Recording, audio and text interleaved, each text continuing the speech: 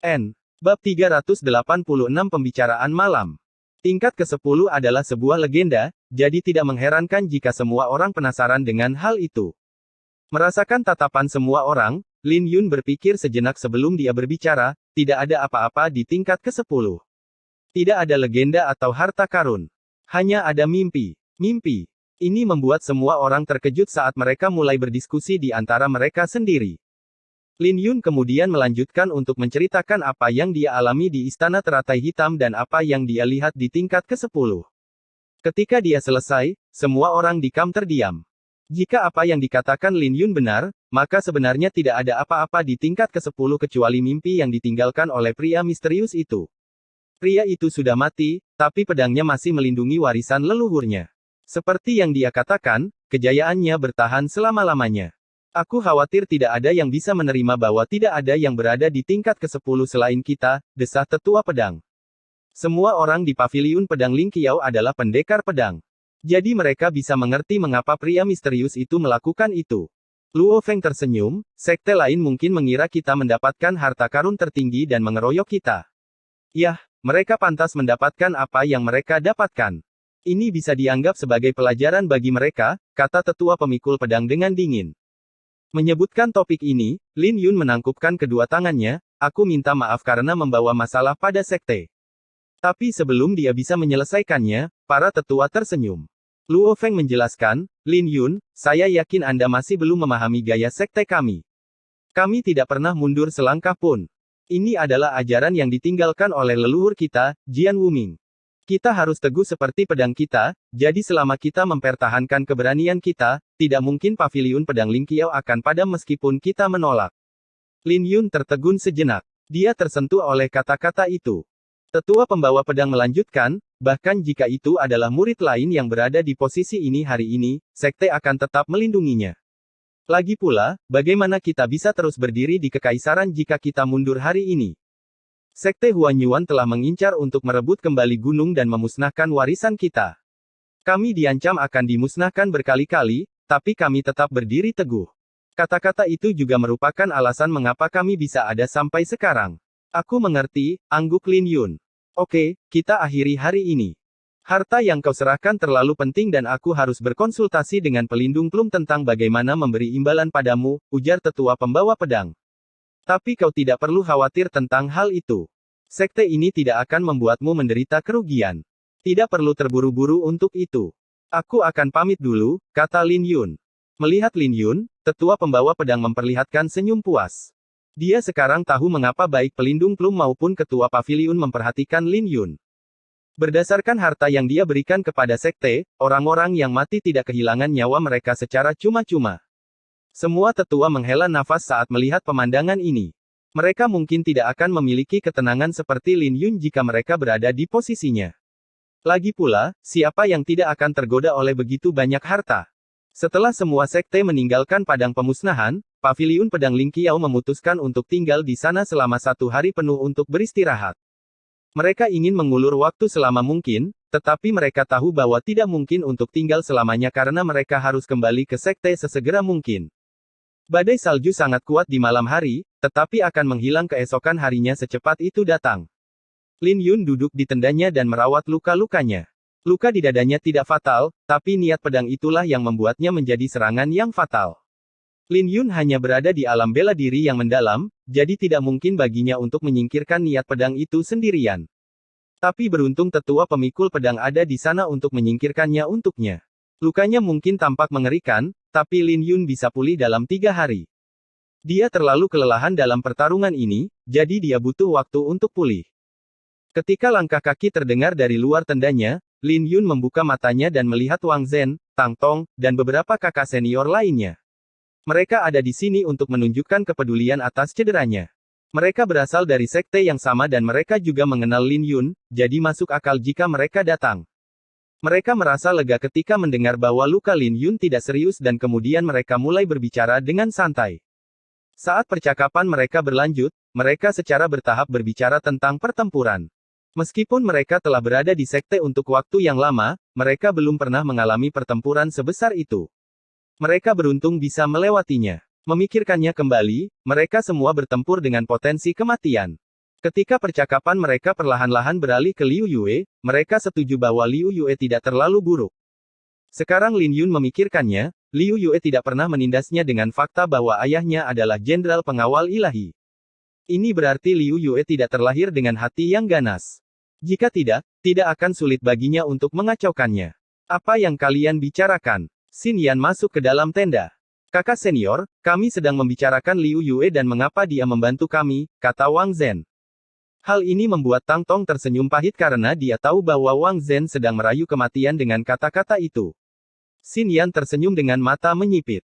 Dia menjawab, bukankah itu karena pesona adik laki-laki kita? Dia mungkin menangkap hatinya ketika dia menyelamatkannya. Lagi pula, gadis mana yang tidak merindukan seorang pahlawan? Itu pasti karena adik laki-laki kita memiliki pesona. Lin Yun hanya tersenyum. Dia tidak mengatakan sepatah kata pun karena dia tahu bahwa Xin Yan memiliki beberapa pendapat tentang Liu Yue. Baiklah, kalian bisa pergi. Aku akan merawat luka adik laki-laki, kata Xin Yan. Baiklah. Semua orang langsung merasa lega, terutama Wang Zhen. Dia bahkan mengedipkan mata pada Lin Yun. Dengan sangat cepat, hanya Lin Yun dan Xin Yan yang tersisa di tenda. Xin Yan menampakkan senyum menawan dan dia bertanya, apakah kamu melepas pakaianmu sendiri atau kamu butuh aku untuk membantumu? Lin Yun tahu bahwa Xin Yan menggodanya lagi, jadi dia tersenyum, aku akan melakukannya sendiri. Dia mulai membuka bajunya, memperlihatkan lukanya. Selain luka di dadanya yang begitu dalam hingga tulangnya bisa terlihat, ada juga luka lain yang lebih kecil yang tersisa dari pertarungan itu. Banyak dari luka-lukanya yang belum mengering. Xin Yan terus tersenyum dan setetes air muncul di telapak tangannya. Itu adalah Aquamoon, jiwa bela diri Xin Yan. Itu tidak bisa digunakan begitu saja karena Xin Yan harus beristirahat untuk waktu yang lama untuk pulih. Xin Yan pertama kali menggunakan jiwa bela diri untuk membersihkan luka Lin Yun sebelum membalutnya untuk Lin Yun. Ngomong-ngomong, Xin Yan adalah seorang wanita cantik yang dikenal publik di Paviliun Pedang Ling Qiao. Dia memiliki sosok yang luar biasa dan siapapun akan terpesona olehnya jika mereka tidak tenang. Lin Yun tidak memiliki pikiran seperti itu. Sekali lagi, bukan berarti dia adalah orang suci. Dia bisa merasakan bahwa Xin Yan sudah seperti keluarga dan dia menghargai hubungan mereka. Kakak senior, awalnya aku bermaksud memberikan pedang itu padamu. Tapi kakak senior lebih cocok dengan pedang itu, jadi aku memberikannya padanya. Lin Yun memulai percakapan untuk memecah keheningan yang canggung. Xin Yan dengan santai tersenyum, itu semua sama saja. Dia akan menggunakan pedang itu untuk melindungiku. Tapi saya perhatikan bahwa kakak senior sepertinya tidak terlalu senang dengan hal itu. Apakah dia memiliki artefak kosmik lain? Haha, dia hanya berakting. Dia perlu menjaga citranya sebagai kakak senior di depanmu, kan? Aku melihatnya mengayunkan pedang saat aku berjalan ke sini dan dia dengan cepat menyembunyikannya saat melihatku. Awalnya aku tidak terlalu terganggu dengan hal itu, tapi aku tahu alasannya sekarang. Dia pasti khawatir saya akan mengambilnya darinya. Xin Yan tersenyum, kakak tenang di permukaan, tetapi dia sebenarnya khawatir aku akan merebutnya darinya. Apakah kamu juga berpikir aku orang seperti itu? Tentu saja tidak, senyum Lin Yun. Tapi aku merasa kau masih harus memberiku satu lagi. Jika tidak, aku mungkin akan benar-benar menerimanya suatu hari nanti. Tentu, jawab Lin Yun. Kau berjanji terlalu cepat. Itu tidak menyenangkan, senyum Xin Yan sambil menepuk kening Lin Yun. Baiklah, pergilah tidur. Sebelum Lin Yun bisa bereaksi, Xin Yan melepaskan cahaya lembut yang mengalir ke tubuh Lin Yun. Dalam sepersekian detik itu, Lin Yun merasa bahwa semua rasa sakit telah hilang. Sekarang setelah dia akhirnya rileks, dia diliputi oleh kelelahan dan kesadarannya perlahan-lahan kabur. Lin Yun memejamkan mata dan dia perlahan pingsan. Wajah Xin Yan pucat saat dia menatap Lin Yun yang tertidur. Dia menatap wajahnya untuk waktu yang lama sebelum dia pergi. Bab 387 Liku-Liku. Ketika Lin Yun membuka matanya di pagi hari, dia merasa sangat rileks. Luka-lukanya tidak lagi terasa sakit, yang berarti lukanya telah stabil. Selain luka luar, dia juga menderita luka dalam dari pertarungan kemarin. Itu akan terasa sakit bahkan jika ia bergerak sedikit saja. Saat ia bertarung, ia tidak peduli dengan rasa sakitnya. Namun, sekarang setelah ia pulih, yang ia rasakan hanyalah rasa sakit. Tapi sekarang, dia merasa bahwa dia telah pulih dari hampir setengah dari luka-lukanya. Para kultivator tidak membutuhkan tidur. Sebaliknya mereka akan bermeditasi atau berkultivasi. Bagi orang Siulian, tidur adalah sebuah kemewahan. Lin Yun tidak tidur sekejap pun saat dia berada di alam iblis. Lin Yun tersenyum karena dia tahu bahwa Xin Yan bersikap perhatian padanya. Setelah dia mengenakan pakaiannya, dia menyadari bahwa kelompok itu tidak menunjukkan tanda-tanda akan pergi. Ini berarti mereka mungkin akan pergi pada siang hari. Karena itu, Lin Yun tidak terburu-buru berkemas dan dia mengambil 4 barang dari kantong antar ruangnya. Dia mengeluarkan sebotol pil awan dingin, sebotol anggur, labu kuning, dan pedang. Dia memiliki banyak sekali harta saat dia keluar dari alam teratai iblis, tapi dia telah menyerahkannya pada sekte tersebut. Sekte itu menderita korban untuk melindunginya, jadi dia secara alami harus melakukan sesuatu untuk membalas budi mereka. Selain itu, dia sudah mendapat banyak keuntungan di alam teratai iblis. Kembali ketika tetua pembawa pedang menyuruhnya memilih, dia hanya mengambil pil awan dingin, guci anggur, dan labu pedang tersembunyi. Pedang itu adalah sesuatu yang diberikan secara paksa oleh tetua kepadanya. Lin Yun tersenyum saat memikirkannya. Dia tahu bahwa sekte itu tidak ingin dia menderita terlalu banyak kerugian. Meskipun tidak ada yang menggunakan pedang di paviliun pedang Ling Qiao, tidak diragukan lagi pedang ini sangat berharga. Lin Yun tahu bahwa dia tidak akan bisa membuat kemajuan dalam kultivasinya dalam waktu dekat. Jadi tidak ada gunanya baginya untuk menyimpan pil lainnya. Di sisi lain, pil awan dingin mungkin bisa membantunya membuat terobosan dalam sutra pedang Ziyuan. Namun, dia tertarik pada labu pedang tersembunyi karena itu adalah harta yang langka.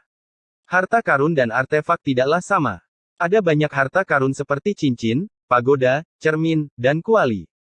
Lin Yun menumpahkan darahnya ke labu itu untuk mengklaim kepemilikannya. Labu pedang tersembunyi juga disebut labu bergizi pedang. Itu adalah harta karun yang bisa menyehatkan pedang dan membuatnya lebih kuat. Ketika Lin Yun mengeluarkan gabus, aura tajam menyapu keluar dari labu yang menciptakan angin kencang di dalam tenda. Ini bukan yang dibayangkan Lin Yun akan terjadi. Dia merasa bahwa dia akan membutuhkan banyak harta jika dia ingin menggunakan labu itu. Tanpa ragu-ragu, Lin Yun melemparkan batu giok spiritual kelas 2 ke dalam labu. Tetapi ketika batu giok spiritual memasuki labu, mereka dihancurkan dan kemudian dilemparkan kembali. Ini, Lin Yun memegang dagunya. Ini berarti batu giok spiritual tidak bisa mengaktifkan labu pedang tersembunyi ini. Ketika Lin Yun melihat sekeliling, tatapannya jatuh ke guci anggur. Sebuah ide tiba-tiba muncul di benaknya dan dia menuangkan anggur ke dalam labu. Cahaya samar berkilauan datang dari labu itu, membuatnya semakin tembus cahaya. Anggur kelas 4 lebih berharga daripada batu giok spiritual. Ternyata labu itu adalah labu anggur. Ketika Lin Yun selesai menuangkan anggur, dia bisa merasakan labu itu menjadi lebih berat. Tapi itu masih belum cukup karena anggurnya baru mengisi 1/10 labu. Setelah merenung sejenak, Lin Yun mengeluarkan beberapa guci arak monyet. Setelah dia menuangkan 10 toples ke dalam labu, dia akhirnya mengisi setengah dari labu pedang tersembunyi. Itu saja. Lin Yun merasa bahwa dia bisa memberi makan pedangnya dengan cara ini.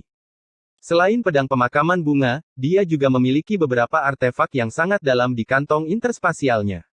Mereka terutama dikumpulkan dari musuh yang dia bunuh. Lin Yun dengan lembut menepuk kantong interspasial dan mengambil 7 pedang panjang. Mereka semua adalah artefak mendalam tingkat menengah. Mereka adalah pedang yang layak bahkan untuk murid-murid di paviliun pedang Ling Qiao. Pergi. Lin Yun menuangkan energi asalnya ke dalam labu.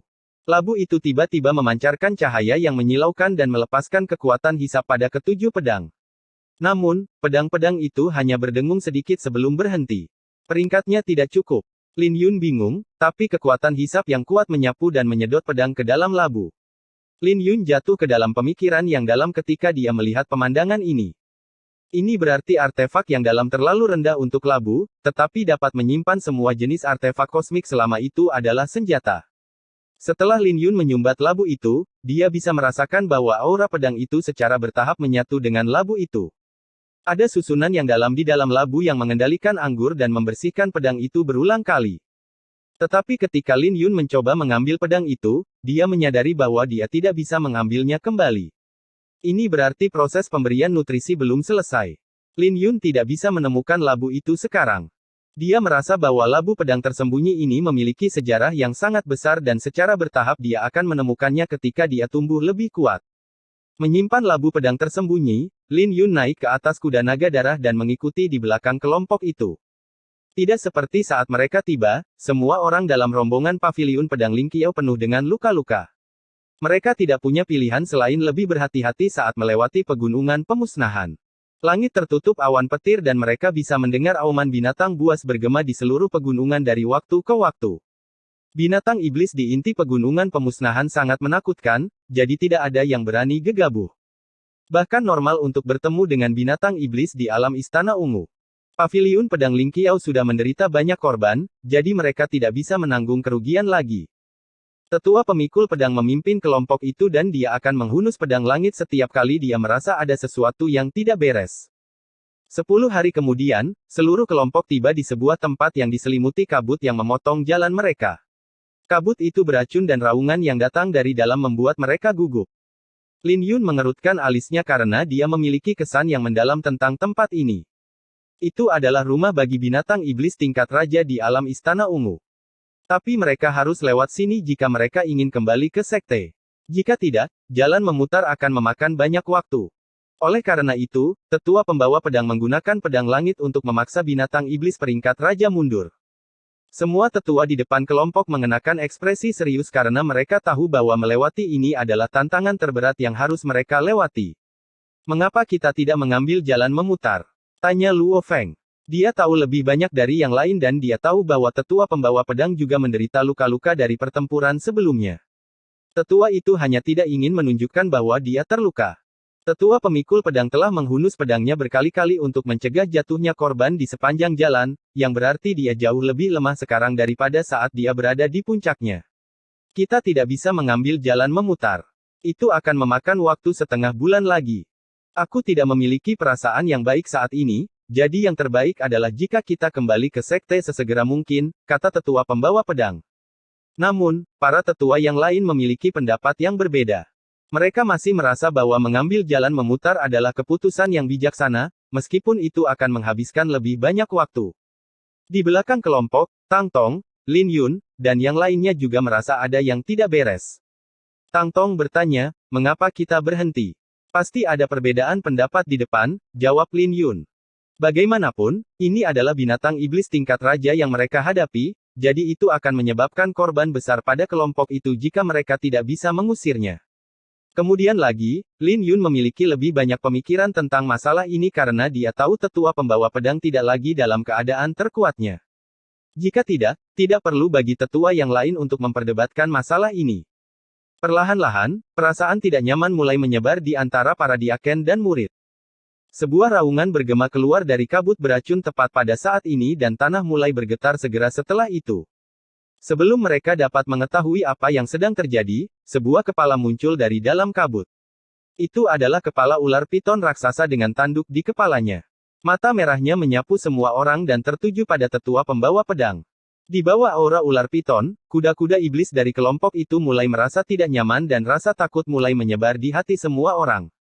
Ular piton ini telah mengenali tetua pembawa pedang. Bab 388 masalah, sekali lagi. Dilihat dari tanduk di kepalanya, ular itu menunjukkan tanda-tanda berubah menjadi seekor naga. Binatang iblis dalam kultivasi yang sama diberi peringkat yang berbeda berdasarkan kekuatan mereka.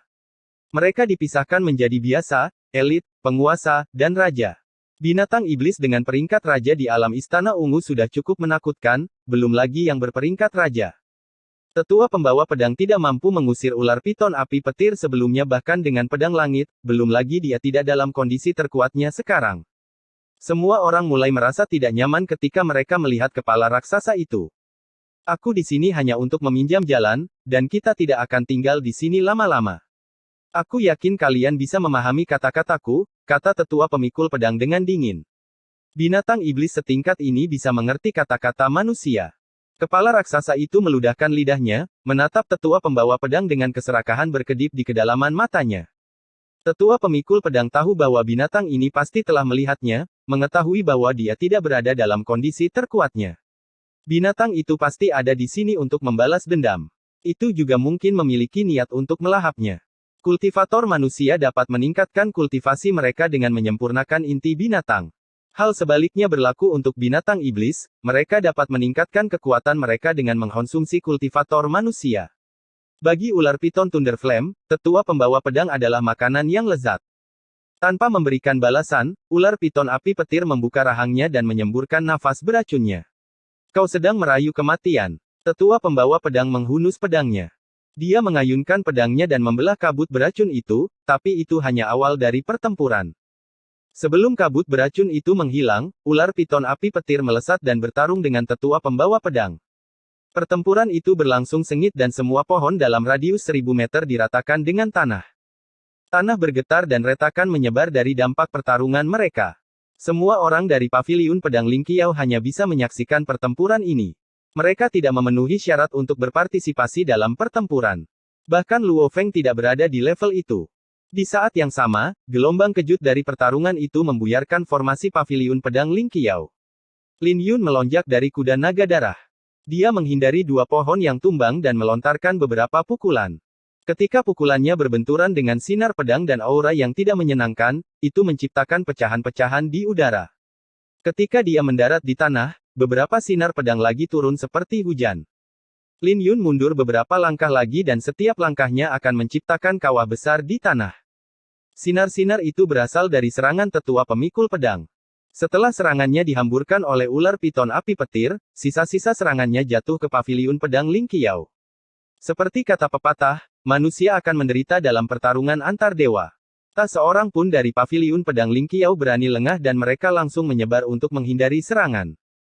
Mereka berkumpul beberapa saat kemudian dan hampir setengah dari partai terluka dalam waktu singkat ini.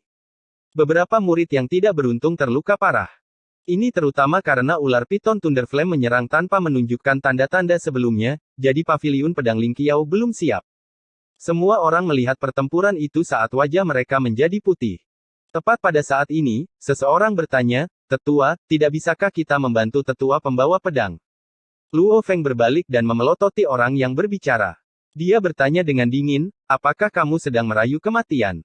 Kami bahkan tidak bisa menerima gelombang kejut, jadi bagaimana kami akan membantu? Bahkan seranganku dalam kondisi terkuatku hampir tidak bisa melukai ular ini. Kalian sedang merayu kematian untuk pergi." Kata-katanya langsung membuat semua orang terdiam. Lin Yun menghela nafas karena tebakannya benar dan tetua pemikul pedang tidak berada dalam kondisi puncaknya. "Cepat! Gunakan kesempatan ini untuk pergi."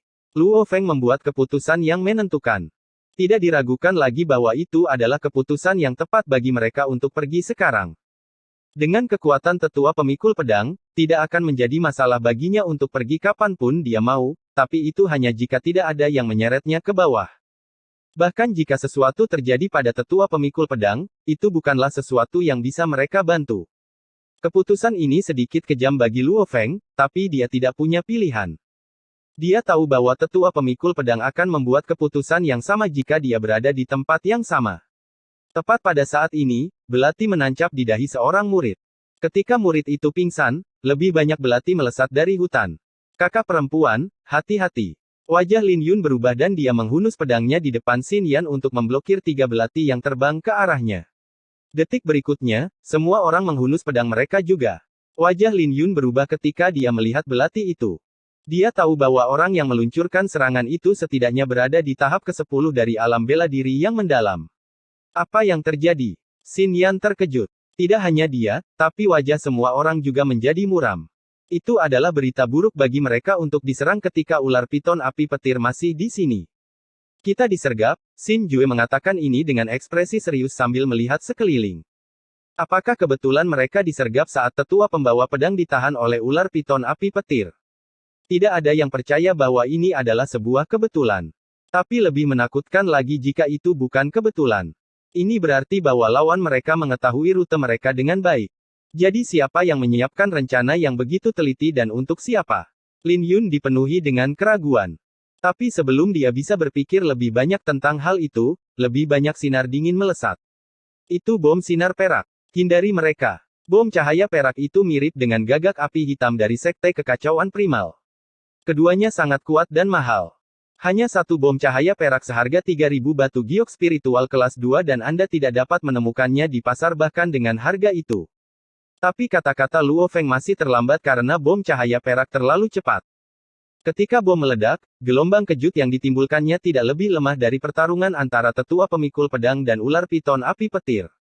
Gelombang panas menari-nari di udara dan formasi paviliun pedang Ling Qiao benar-benar hancur. Banyak orang tewas dalam ledakan itu. Adegan ini membuat Lin Yun tercengang karena gelombang bom itu berjumlah 200.000 batu giok spiritual kelas 2. Siapa yang mau mengeluarkan uang sebanyak itu untuk menangani paviliun pedang Ling Qiao? Hati Lin Yun berdarah ketika dia melihat murid-murid yang sekarat. Setelah ledakan, para penyerang mereka berlari keluar dari hutan di sekitarnya, mengenakan pakaian hitam. Yang terlemah di antara mereka berada di tahap ke-8 dari alam bela diri mendalam dan bahkan ada kultivator di alam istana ungu. Siapa kalian? Kalian berani menyerang paviliun pedang Ling Qiao? Raung Luo Feng, tapi tidak ada yang menjawabnya. Ada 3 orang yang menjaganya. Tak satu pun dari mereka berbicara sepatah kata pun saat mereka melancarkan serangan ke paviliun pedang Ling Qiao. Kau sedang mendekati kematian. Lin Yun mendengus ketika dia melihat seorang musuh mendatanginya. Dia menusukkan pedangnya tanpa ragu-ragu, membunuh musuh itu bahkan sebelum dia bisa mendekat. Namun, musuh mereka tidak panik sama sekali. Dengan sangat cepat, 4 musuh di tahap ke-10 datang mengejarnya. Mereka tidak mencoba membunuhnya. Sebaliknya, mereka berfokus untuk membuatnya sibuk. Lin Yun menggunakan pedang aqua selenik, yang membuat 4 orang yang menyibukkannya menangis sedih di dalam hati. Tidak butuh waktu lama bagi mereka untuk dipenuhi luka. Tapi mereka masih menggigit gigi dan mempertaruhkan nyawa mereka untuk membuat Lin Yun sibuk. Mereka berada di tahap ke-10 dari alam bela diri yang mendalam, jadi Lin Yun tidak bisa menyingkirkan mereka dengan cepat. Matanya berkedip-kedip karena amarah karena dia ingin mengambil bendera perang Scarlet Flame beberapa kali, tetapi dia tidak ingin mengungkapkan kartu trufnya begitu cepat. Dasar bodoh. Apa yang kau tunggu? Raung seorang pria berpakaian hitam yang membuat Luo Feng sibuk. Luo Feng samar-samar bisa merasakan ada sesuatu yang tidak beres, tapi dia segera dihadapkan pada serangan mematikan saat dia membiarkan pikirannya sedikit mengembara. Di bagian belakang medan perang, seorang pria berpakaian hitam memegang sebuah silinder. Tatapannya tertuju pada Xin Jue yang berada 1000 meter jauhnya. Dia tahu bahwa selama dia mengaktifkan artefak di tangannya, dia akan dapat membunuh targetnya. Itu adalah artefak kosmik tingkat rendah yang hanya bisa digunakan sekali. Siapapun yang berada di bawah alam istana ungu akan mati saat dia menggunakannya. Menurut rencana, dia seharusnya sudah menggunakannya sekarang, tapi untuk beberapa alasan, dia tidak menggunakannya karena ada orang lain di medan perang yang menarik perhatiannya.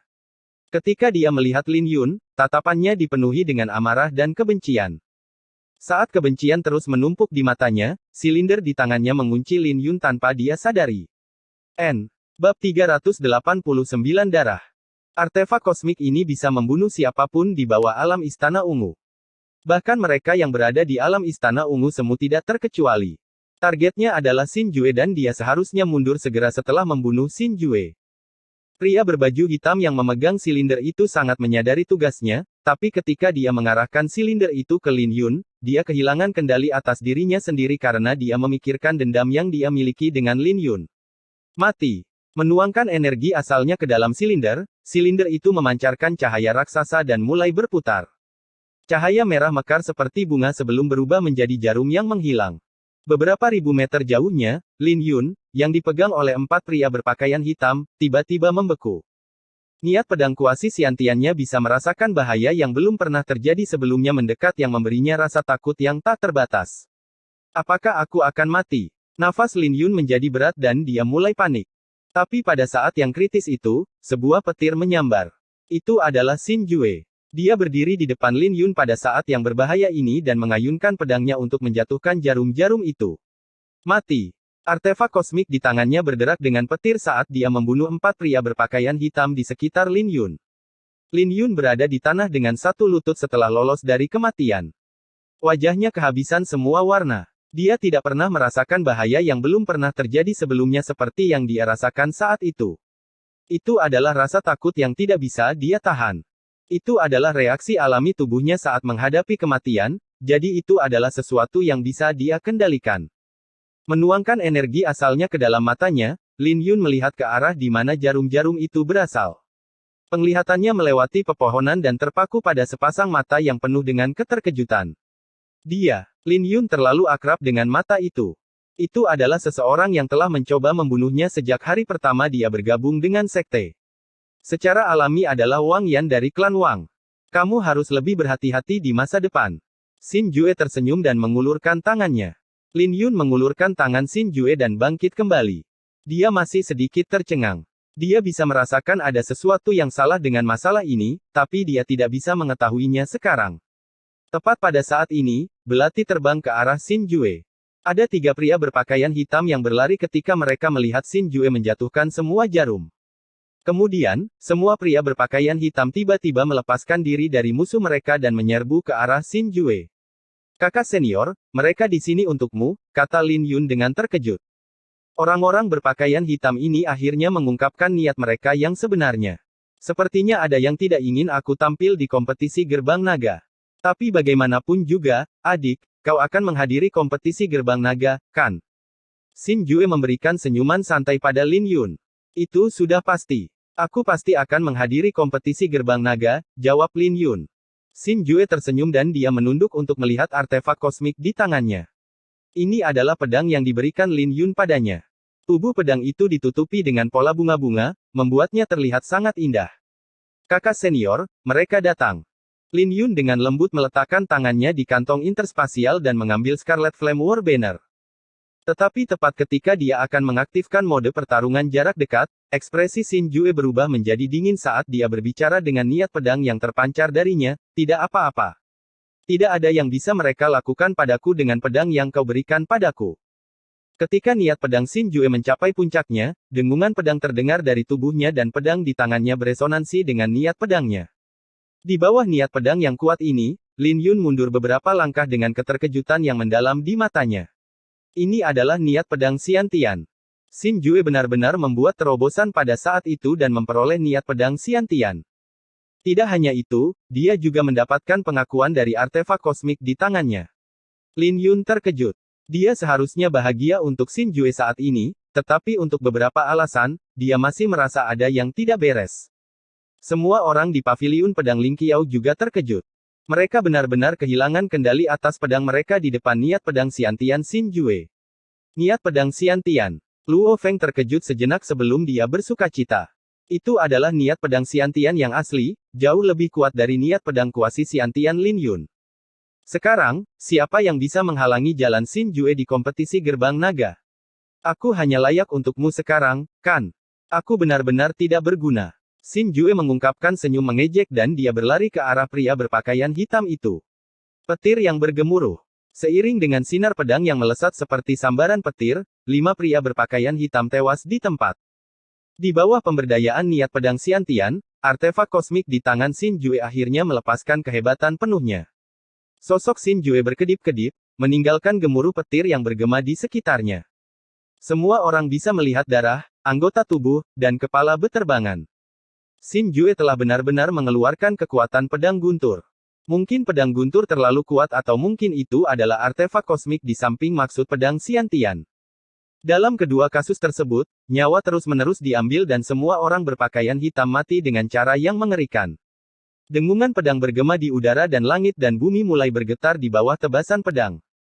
Sinar pedang menukik turun dari langit dan ketika turun ke tanah, meninggalkan bayangan dan langsung menyebabkan lebih dari 10 orang terluka parah. Pedang langit.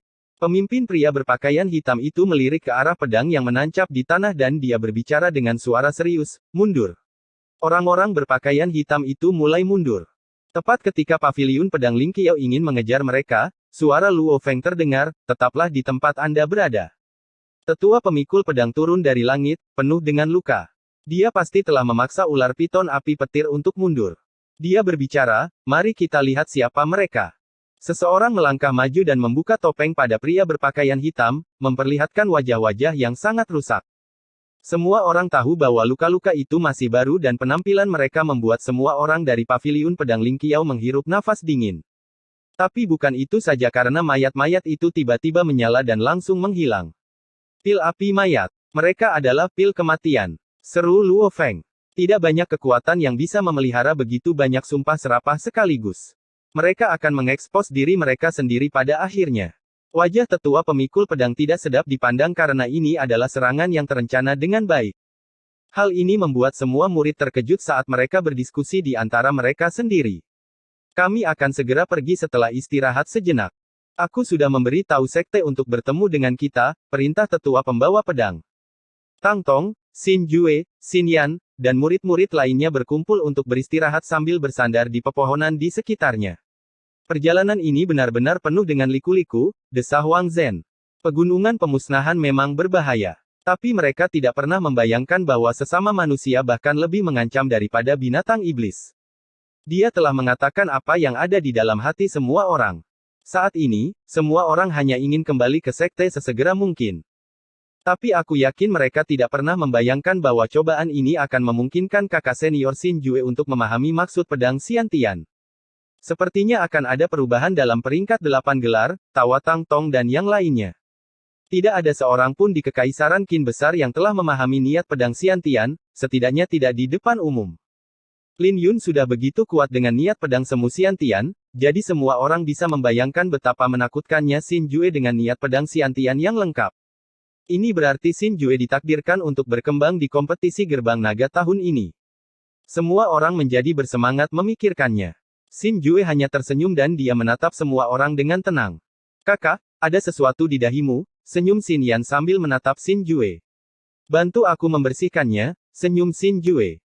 Tidak bisakah kamu mengurus dirimu sendiri ketika kamu sudah begitu tua? Apa kamu tidak malu? Baiklah, sekali ini saja. Jangan bergerak. Xin Yan menggodanya dan dia melangkah maju untuk membersihkannya. Selesai. Tapi senyumnya segera membeku di wajahnya ketika dia melihat ke bawah ke sapu tangan di tangannya.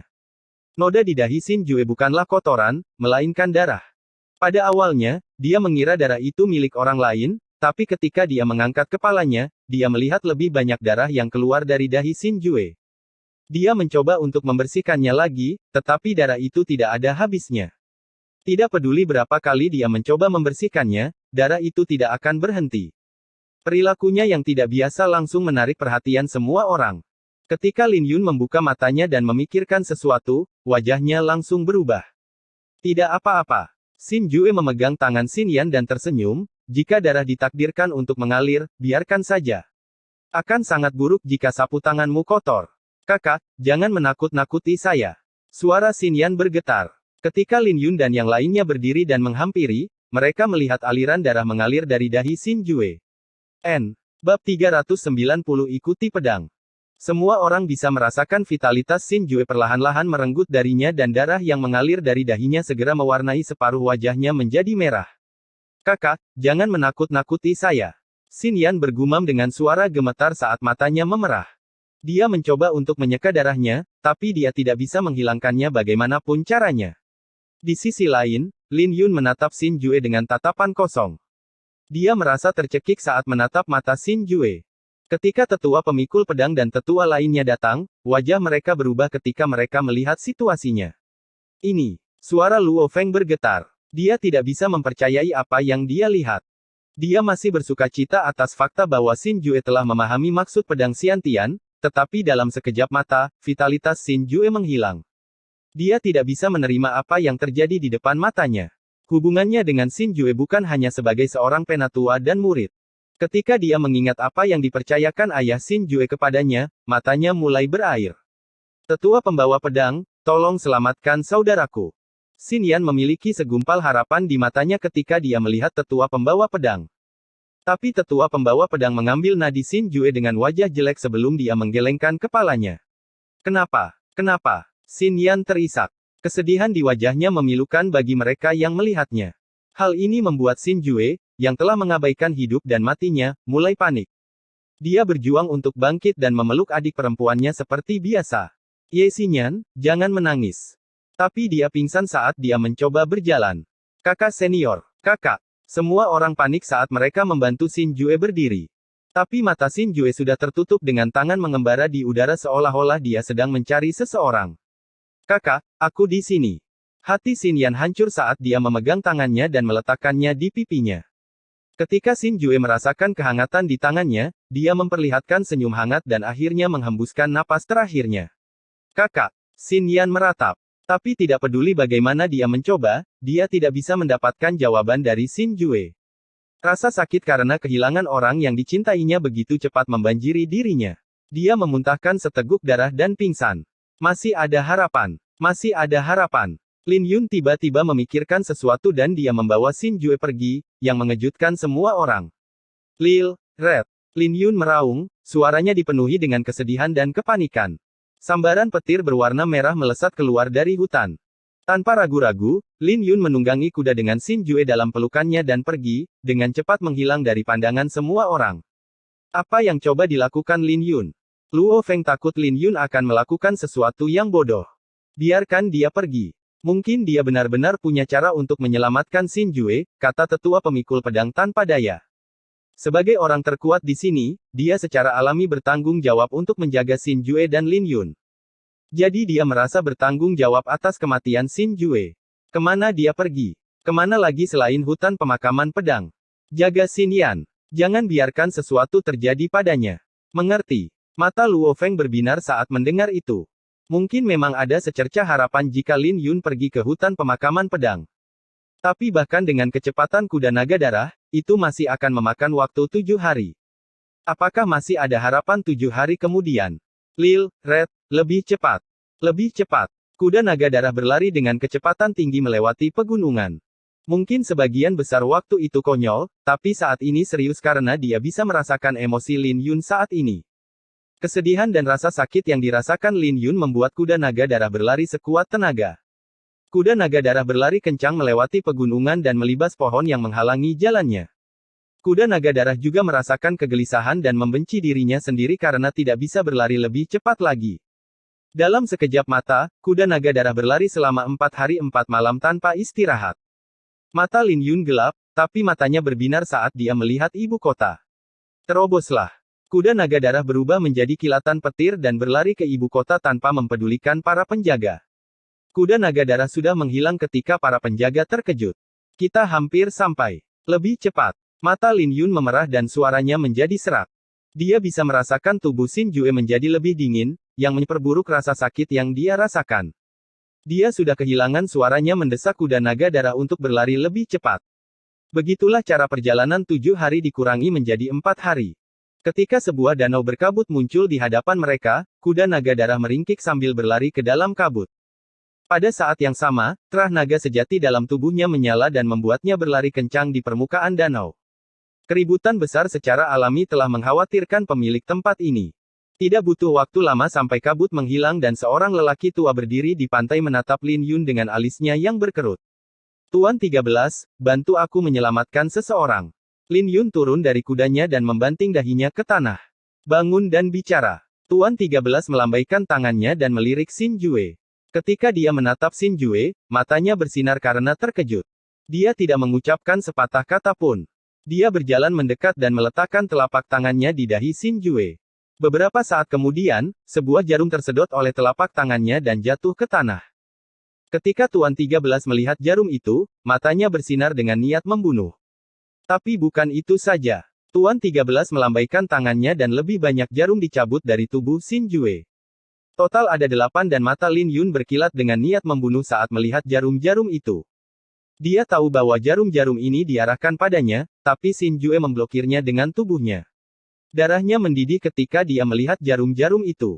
Dia tidak bisa membayangkan rasa sakit seperti apa yang harus dialami Xin Jue saat dia terkena jarum-jarum itu. Apa ini? Lin Yun menekan amarah di dalam hatinya dan ingin mengambil jarum-jarum itu. Jangan. Gonggong Tuan 13. Itu adalah jarum perak hujan darah. Itu adalah senjata yang sangat beracun yang diciptakan oleh gerbang mekanisme mendalam. Gerbang mekanisme mendalam terkenal dengan mekanismenya seperti boneka, senjata tersembunyi, dan racun. Baik sekte orang benar maupun iblis takut akan mereka. Namun, mereka telah dimusnahkan. Tapi masih ada beberapa senjata beracun yang telah diawetkan oleh beberapa orang. Sangat sulit untuk mendapatkan senjata tersembunyi ini dan tidak banyak yang tersisa di domain selatan kuno. Lin Yun tercengang oleh perencanaan sang dalang. Tapi dia lebih cemas tentang sesuatu saat ini dan bertanya, apakah kakak senior masih bisa diselamatkan? Mata Tuan 13 meredup dan dia menggelengkan kepalanya, jarum perak hujan darah dirancang khusus untuk para elit di alam bela diri yang mendalam.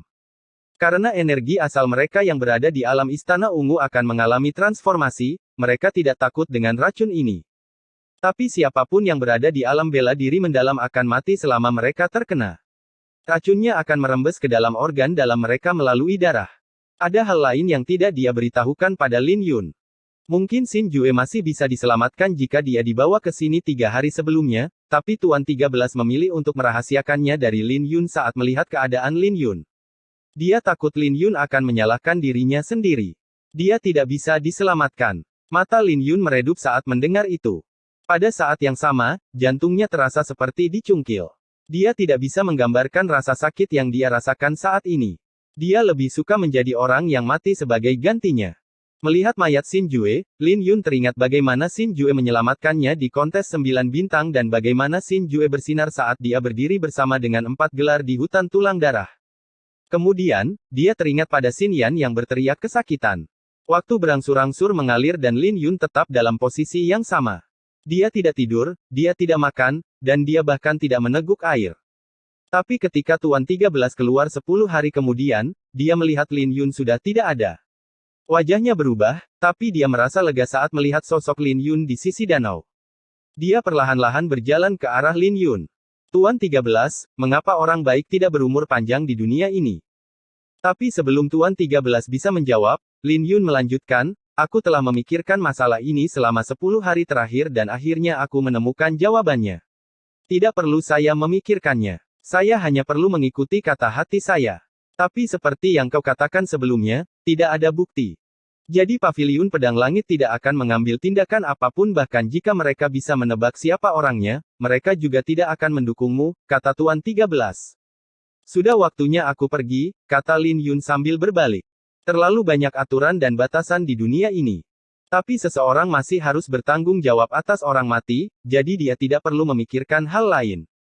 Bahkan jika dia menjadi tua di masa depan, hasratnya akan tetap mengalir dalam darahnya. Dia hanya harus mengikuti pedang di tangannya.